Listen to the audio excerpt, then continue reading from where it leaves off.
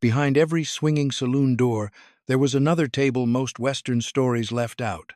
Not the card table, and not the bar, but the supper table in the back, where hunger, money, loneliness, and respectability all met under low lamplight. Number 18 began as leftovers and became breakfast. Number 11 looked like luxury but came from a pot any tired cook could understand. Number 3 was so plain that Western films rarely centered it at all. These 25 meals were not just food. They were survival with lamplight on its face. Subscribe before the count begins. Before the list starts, the old films need one correction. These are not 25 official brothel menus nailed to a wall somewhere in the West. Those menus are rare. What survived came through archaeology, saloon records, frontier cookbooks, boarding house kitchens, mining camp foodways, and the material world of red light districts.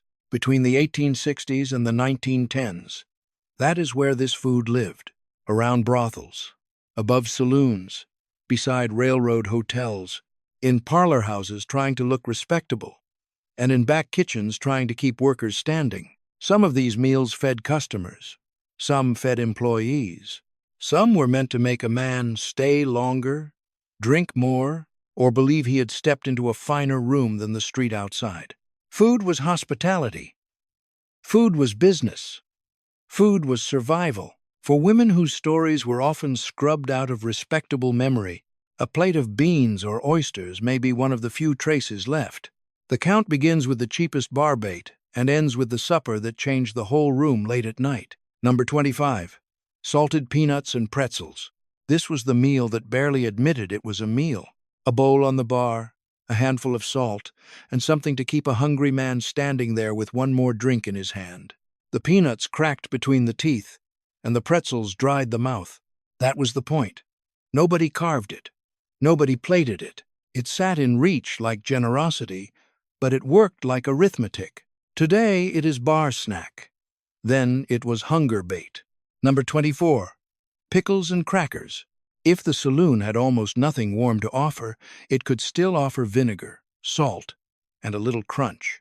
Pickles sat sharp and cold beside plain crackers, the kind of food that woke up the tongue without filling the stomach for long. A man could pretend he had eaten, and the owner could pretend he had fed him. Every bite made the next swallow easier and the next glass more likely. Now it sits beside charcuterie. Then it kept a hungry man at the bar. Number 23. Rye bread with cheese. This was workingman food, immigrant food, the kind of plate that needed a knife more than it needed a cook. Rye bread was sliced heavy, cheese was cut thick, mustard was dragged across the top if the room had it. It gave the hand something solid to hold and the stomach something slow to work on, while the piano played and boots scraped the floor. It was plain enough for a bar and sturdy enough for a man who had not eaten since morning. A board of rye and cheese could make one drink last longer. Number 22. Sardines on toast. Late in the 19th century, canned fish gave frontier rooms a meal that could travel farther than fresh meat ever could. Open the tin, lay the sardines across toast or crackers, add mustard if the jar was there, and supper appeared from metal, no stove, no butcher, no waiting on a supply wagon. The smell was strong, but so was the usefulness. In a place where fresh food could vanish with weather and distance, the tin was dependable. A whole supper came from a tin. Number 21. Welsh rarebit, or rabbit, depending on who was saying it. Fanny Farmer documented the civilized version. Cheese melted with butter, cream or beer, mustard, and toast waiting underneath. In a late-night room, it did exactly what poor food has always done well. It made bread feel richer than bread. Hot cheese ran into the corners. The toast softened, and for a few minutes the plate looked more generous than the life around it. It sounded imported, but it worked because every tired kitchen understood cheese and bread. Frontier diners called it hot cheese on toast. Modern menus kept the fancy name. Number 20. Scotch woodcock. The name sounded like game from a rich man's table, but the plate was built from eggs, white sauce, anchovy essence, and toast. Fanny Farmer kept it in the same family as rarebit. that late-night group of hot things poured over bread. The cook chopped the eggs into sauce, let the milk and butter thicken, then sent it out before the room had time to ask too many questions. It looked like refinement, but it was still eggs and bread. Number 19. Corn meal gems, or corn cake. Cornmeal was one of the old American answers to hunger because it could become almost anything if the cook had heat. Mixed with flour, milk, egg, and salt, it turned into small, baked cakes that filled the hand and quieted the stomach. In a boarding house or saloon kitchen, that mattered. Bread took time, but corn cake moved faster. Cheap starch made respectable. Number 18. Fried mush. This was what happened when yesterday refused to be wasted. Cornmeal cooked with water and salt, cooled until firm, sliced with a knife, then laid into hot lard until the edges browned. The middle stayed soft, and the outside turned crisp. A cook could take a plain pot from the night before and make breakfast out of it without pretending life had become easier. Today, chefs call its cousin crispy polenta. Number 17. Boston baked beans. Fanny Farmer wrote them down with the old bean pot tradition: navy or yellow eye beans, salt pork, molasses, mustard, and thyme doing the quiet work. If the proper pot broke, even a lard pail could stand in. That detail carries the whole economics of the kitchen. The dish was not fragile. It belonged to rooms where equipment failed and supper still had to appear. The beans swelled slowly. The pork gave up its fat, and molasses darkened the whole pot into something that could feed people again tomorrow. It stretched pork for days. Number 16. Pork and beans. On the frontier, beans, pork, and coffee appear like a survival alphabet. A pot of beans could sit low and steady while men came in from railroad work, mining work, cattle work, or no work at all. Salt pork gave the broth weight, and onion made it smell as if someone had planned ahead. In saloons, boarding houses, and camp kitchens, that mattered more than elegance. Men with no home still needed a bowl that felt like one. The free lunch model had a basic economic function. It was never truly free. Working-class saloons put salty food in reach because salty food made thirsty men keep drinking, and that small plate on the bar was part kindness and part trap. Better saloons could attach restaurants and serve proper meals, but the rougher rooms understood hunger just as well. Around brothels, food could mean customer performance, employee survival, or a room trying to look softer than the business underneath. Inside brothels, meals were more often tied to the women who worked there than to a public menu for strangers. The West sold romance later. The kitchen knew the price first. Every salty bite counted twice. Number 15. Corned beef hash. This was the great leftover plate of hotels, boarding houses, and saloons, because nothing in a working kitchen was supposed to die after one meal. Fanny Farmer gave the plain rule: equal parts chopped corned beef and cold boiled potatoes. The cook cut both small, loosened them with milk or cream, then browned the mixture slowly in butter until the bottom took on a crust. That crust was the reward. The skillet scraped clean because waste was not only expensive, it was shameful. Today, a diner can sell a corned beef hash skillet for $16.99. A boarding house cook called it using what was left. Number 14. Beef stew, the boarding house kind. It did not begin with perfect cuts. It began with beef scraps, potatoes, onions, flour, and thyme. The pot stayed heavy on the stove while strangers came in from work that left their clothes dusty and their faces quiet. Flour thickened the gravy. Potatoes stretched the meat. Onion made the room smell as if somebody cared. A pot like that could feed men who knew each other's names only because they slept under the same roof. A pot that fed strangers like family. Number 13. Mutton stew.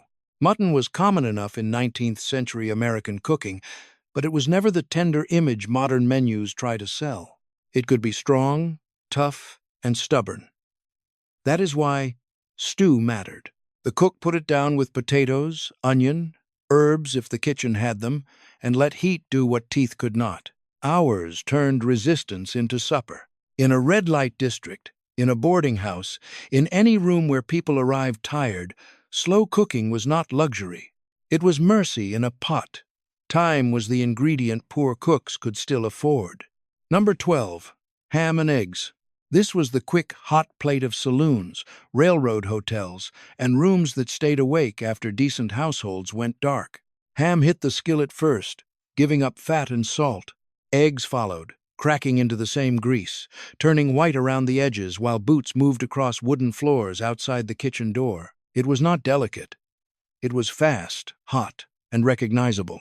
A man could eat it before sunrise and pretend the night had ended properly. It was breakfast for men who had not slept. Number 11. Oyster stew. This is where the Old West becomes different from the films that later explained it. Fanny Farmer's version was simple. Oysters heated with their liquor, scalded milk, butter, salt, pepper, and oyster crackers. No velvet rope, no silver tower, just a pot, milk, fat, and shellfish moving carefully over heat so the oysters did not toughen. In some rooms, that bowl could look respectable enough to change the feeling of the table. It gave softness to a hard district, steam rising under lamplight while talk lowered for a few minutes. The cracker on the edge of the bowl mattered because it made the whole thing feel complete. Today, oysters read as luxury. In old cookbooks, they were common enough to have recipes everywhere. That was the shock. A dish modern Americans treat like a splurge once sat inside ordinary recipe pages, waiting for milk, butter, and heat on tired American tables. Number 10. Scalloped oysters. This was the dish that tried to make an unrespectable district look like a dining room. Oysters were layered with crumbs, butter, and milk or cream, then baked until the top turned brown and the inside went soft. Fanny Farmer listed dishes like this in the respectable cookbook world, which made them powerful in the wrong part of town. A madam did not need to explain the room if the table looked civilized. Heavy china, warm crumbs, butter at the edge. A parlor dish in a district polite society pretended not to see. Number 9. Oyster rarebit. If Welsh rarebit made bread feel rich, oyster rarebit made it feel impossible to ignore.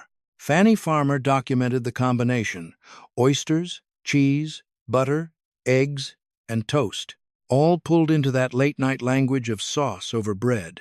The cook melted the cheese, worked in the butter and eggs, then let the oysters turn the plate from tavern food into supper theater. It was fast enough for midnight and rich enough to impress a man who thought he had seen every trick. Today it would be seafood cheese toast. Number 8. Hangtown fry. This one carried the memory of the California gold rush in its name.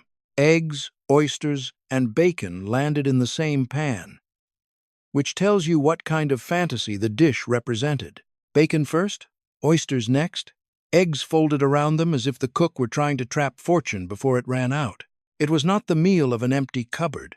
It was the plate of a mining world that understood sudden money, sudden hunger, and sudden loss. A miner's fantasy plate. Eggs, oysters, bacon together. Number 7. Fried trout. When supply wagons failed, local food became the difference between waiting and eating. Mining camp diets included fish like Rocky Mountain trout, and a cook did not need much. Trout, flour or cornmeal, lard, and a pan hot enough to hiss. The skin crisped, the flesh pulled away, and for one meal the frontier did not have to ask permission from the railroad or grocer. Now it is wild-caught trout. Then it was dinner because the wagon did not come. Number 6. Venison steak or game stew. Wild game belonged to pioneer and camp foodways because the land sometimes fed people when markets could not. Venison could be fried with fat and flour or pushed into a stew with onions until it gave in. It was lean and direct in the way frontier food often was. The animal, the knife, the pan, the hunger. Before it was a tasting menu, it was what the land gave back. The record becomes thinner where women's daily lives should be. The women in these districts were not preserved the way respectable households were preserved. Their recipes were not printed with family names in church books. Their daily meals were often missing from the paper record, so archaeology has to speak through bones, bottles, dishes, glassware, and food remains. That silence matters. Food could be protection, performance, wages, comfort, or the thing eaten in private after a public night was over. The red light district was not one story. Sandpoint, Prescott, Ouray, Los Angeles, Fargo, and other places remind the record that material traces are one of the few ways back to women history left unnamed. Number 5. Dried apple pie. Fresh fruit did not always follow people into the frontier. But dried apples could travel, wait, and come back to life in water. An 1870 catalog listed dried apples at 10 cents a pound, and that price mattered where sweetness had to be planned. The cooks soaked the slices until they softened, tucked them under a crust, and let molasses do what fresh orchards could not. It tasted less like abundance than memory. A pie made when fresh fruit was gone. Number 4. Molasses gingerbread. Molasses was the dark sweetener that made poor kitchens feel less empty. The same 1870 price world put molasses at 15 cents a gallon, which explains why gingerbread belonged to people who could not waste white sugar. Flour, molasses, ginger, fat, heat. That was enough to make a room smell warmer than it was. In a saloon, kitchen, or boarding house, a square of gingerbread could soften a hard meal without pretending anyone was rich. Not celebration, relief. Number 3. Coffee, bread, and beans. Strip the frontier table to its bones, and this is what stays. Coffee, beans, bread, sometimes bacon if the kitchen had it. Pioneer and camp fare returned to these staples again and again because they traveled, stored, and filled the body when everything else failed. An 1870 catalog listed coffee at 12 cents a pound. But in a mining town, coffee was more than a price. It was heat in the hand before work, bitterness after midnight, and proof that the day had started again. Water, beans, coffee. That was the West without movie music.